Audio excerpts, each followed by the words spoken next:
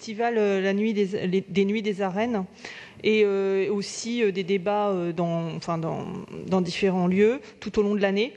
Et ce qui nous intéresse particulièrement avec cette association, c'est qu'elle développe de très beaux projets qui sont organisés et créés avec les écoles et les collèges ainsi que les lycées, donc permettant aux élèves de participer et de faire sien ce festival et effectivement de sortir un peu d'un monde quand même très dominé par le virtuel pour organiser eux-mêmes des festivités dans un espace qui est absolument magnifique.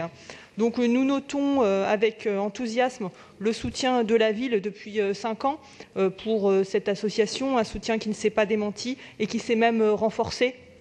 Mais nous voulons aussi évidemment regretter, comme pour beaucoup d'associations, le désengagement d'autres collectivités qui auparavant apportaient une aide conséquente à cette association, notamment la région.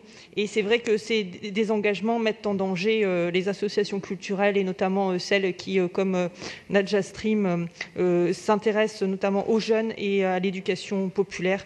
Donc nous appelons à rester vigilants pour que cette association puisse continuer ses beaux projets. Je vous remercie. Merci. Je donne la parole pour vous répondre à Monsieur Frédéric Ocard.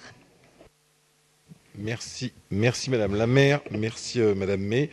Effectivement, depuis 5 ans, la ville soutient l'association Nadja Stream qui organise la Nuit des Arènes, qui au point de départ était un rendez-vous unique à l'année dans les arènes de Lutèce. Ça permettait que cet endroit soit un endroit animé d'activités, à la fois en termes de débat, mais aussi en termes de concerts et de représentation théâtrale, de programmation culturelle et artistique organisée dans les arènes de Lutèce.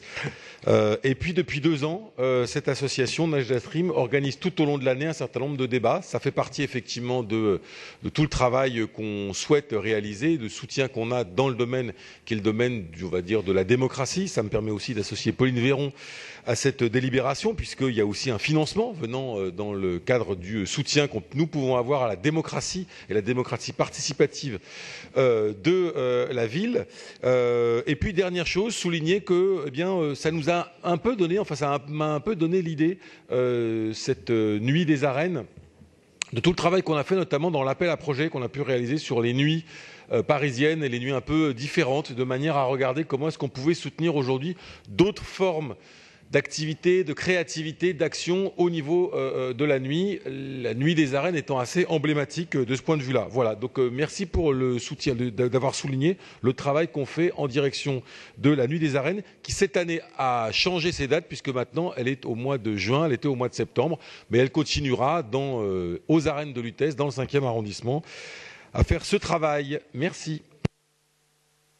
Merci. Je mets donc aux voix le projet DAC 165. Qui est pour? Qui est contre? Qui s'abstient? Il est adopté. Nous examinons